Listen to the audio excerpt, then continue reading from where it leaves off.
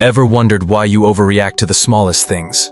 Why silence feels unbearable? Or why love feels like walking on glass? That's not you being dramatic. That's your childhood speaking through your nervous system. Ever wondered why you shut down during arguments? Or why you feel guilty for setting boundaries that seem perfectly normal to everyone else? You might think you've outgrown your childhood, but your nervous system remembers every moment it didn't feel safe. In this video, we're going to break down every major sign of childhood trauma, the invisible patterns that shape your emotions, relationships, and even your body. This isn't about blame, it's about understanding. Because once you see the pattern, you can finally start to break it. Some of these signs are loud, like anxiety, overreaction, or people-pleasing. Others are quiet, like constant fatigue, emotional numbness, or that subtle fear of being abandoned. But they all have one thing in common. They started as survival. By the end of this video, you'll be able to recognize what your body and emotions have been trying to tell you for years. So take a deep breath, maybe grab a cup of tea, and let's start decoding the 10 hidden signs of childhood trauma. One by one. Sign number 1.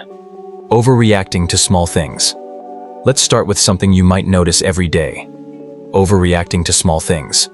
You spill your coffee, someone forgets to text back, a coworker uses the wrong tone, and suddenly, your heart is racing. You tell yourself, "Come on, it's not a big deal." But your body doesn't listen. Here's the truth most people don't realize. When you grew up in a home where you had to stay alert, where yelling, silence, or chaos could mean danger, your nervous system learned to live on edge. So even now, as an adult, your body can't tell the difference between a forgotten text and a real threat. It's not overreaction, it's overprotection. What feels like too much emotion is often just a body that never got permission to feel safe. This constant alertness is called hypervigilance, a survival mechanism that keeps scanning for danger even when there's none. Over time, it drains your energy, tightens your chest, and leaves you exhausted from being on guard all the time. But here's the insight. This reaction isn't weakness. It's the sign of a nervous system that once saved your life. The same sensitivity that made you survive back then is the same sensitivity that can make you deeply empathetic today, once it's healed. Sign number 2. Difficulty trusting others. Trust. It sounds simple, until you've grown up in a world where it wasn't safe to.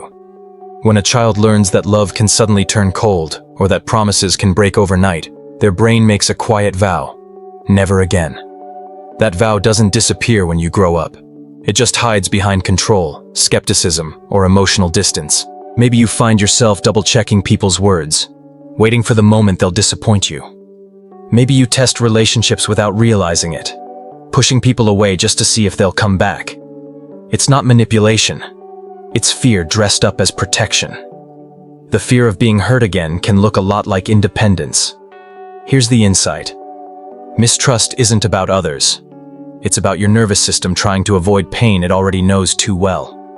Healing doesn't mean trusting everyone. It means learning to recognize when your fear is speaking louder than reality. Sign number 3. The need for constant approval. You work harder than everyone else. You say yes when you mean no. And every compliment feels like a small relief. A breath of air in an ocean of self-doubt. If that sounds familiar, it's not ambition, it's survival. As a child, you might have learned that love had conditions, that you were safe only when you performed, pleased, or stayed quiet. So now, as an adult, your worth feels like a moving target. This is what psychologists call the fawn response. It's one of the lesser-known trauma responses, alongside fight, flight, and freeze. Instead of running or fighting, you please, you adapt, you shrink yourself, you make others comfortable so they won't abandon you. People-pleasing isn't kindness, it's fear wearing a smile. Here's the twist. The same trait that once protected you, empathy, awareness, sensitivity, can become your strength again when it's no longer used for survival. Healing this sign means learning that your worth doesn't depend on how useful or lovable you appear to others. It's already there, waiting underneath all the yeses. Sign number 4. Emotional instability and mood swings. You wake up calm, But by noon, everything feels unbearable. Someone's tone, a piece of bad news, or even a memory can flip your mood like a switch. You start wondering, what's wrong with me? But here's the truth. Nothing's wrong with you. Your emotions were never taught to feel safe. When a child grows up walking on emotional landmines, where a parent's anger could explode at any second, their body learns to mirror that chaos. The brain's emotion center, the amygdala, becomes hyperactive, constantly scanning for threat. So as an adult, you may feel emotions come in waves, powerful and uncontrollable.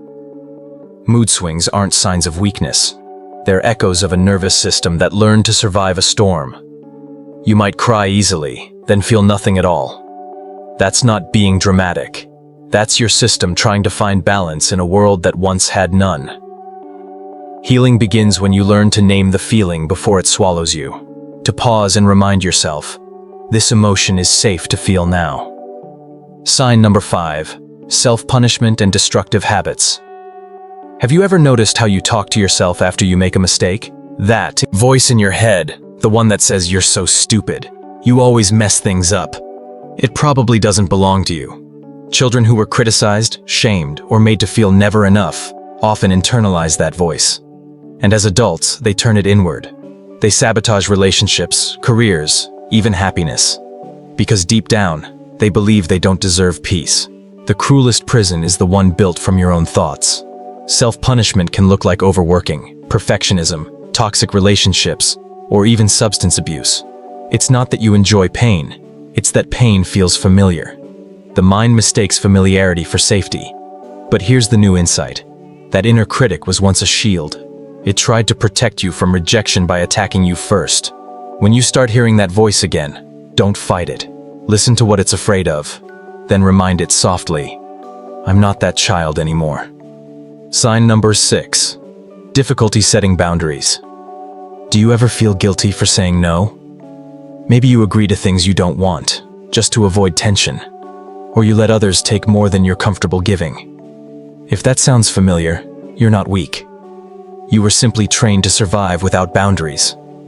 As a child, maybe your no wasn't respected. Maybe love was conditional, only given when you complied, stayed quiet, or played the role others expected. So your nervous system learned something dangerous, that safety means obedience. Now, as an adult, you confuse peace with pleasing. You say yes because you fear that conflict equals rejection. But here's the paradox. Every time you silence yourself to keep the peace, a small part of you disappears. Boundaries don't push people away. They show others where to meet you safely. Setting boundaries isn't about building walls. It's about teaching the world how to love you without hurting you. And the more you practice it, the less you'll need to explain yourself.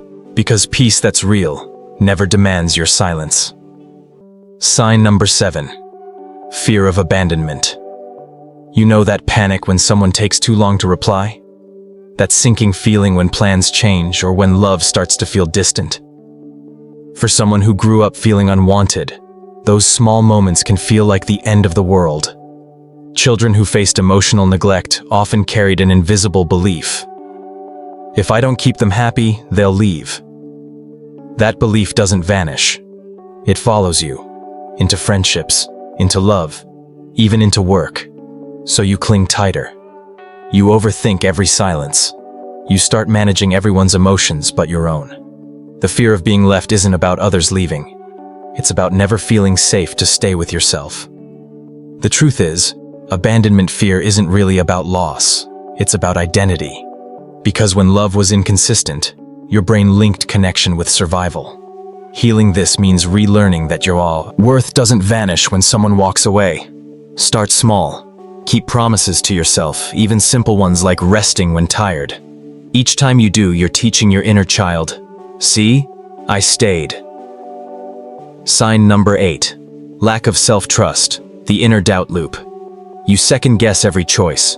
You replay conversations in your head, analyzing every word you said. And even when you do something right, you wait for the part where it all falls apart. That's not indecisiveness. It's inherited doubt. When you grew up being dismissed, criticized, or told your feelings were too much, your mind learned a cruel rule. My judgment can't be trusted. So now, even in adulthood, you outsource your confidence. You ask others for permission to exist. But here's the thing. Every time you doubt yourself, you're reliving that childhood moment when your truth was rejected. And every time you choose to trust yourself again, even in tiny ways, you rewrite that memory. The voice of doubt isn't your enemy. It's a younger you asking, "Are we safe to believe in ourselves this time?" Start small. Order what you actually want at a restaurant. Speak up in that meeting. Each moment of self-trust is like giving that younger you a new script, one where they finally get to be right. Sign number 9, emotional dissociation and memory gaps. Have you ever told a story from your childhood and realized you feel nothing? No sadness, no anger, just blank space, like watching someone else's life through a foggy window. That's called dissociation. It's the mind's emergency exit. When the pain was too heavy to carry, your brain learned to leave, to float away, to survive by disconnecting from the moment. The problem is, that skill doesn't retire when the danger ends. So as an adult, you might find yourself zoning out during stress, forgetting details, or feeling detached from your own emotions. It's not laziness. It's your brain doing the same thing that once saved you. Dissociation isn't the absence of feeling. It's the evidence that you've felt too much for too long. The path back begins with grounding, noticing your breath, your surroundings, your body. When you remind yourself, "I'm safe now," you're teaching your brain that it no longer has to run every time it remembers. Sign number 10. Isolation and the feeling of not belonging. There's a special kind of loneliness that doesn't come from being alone. It comes from being unseen. You can be surrounded by people, even loved ones, and still feel like you're watching life through glass.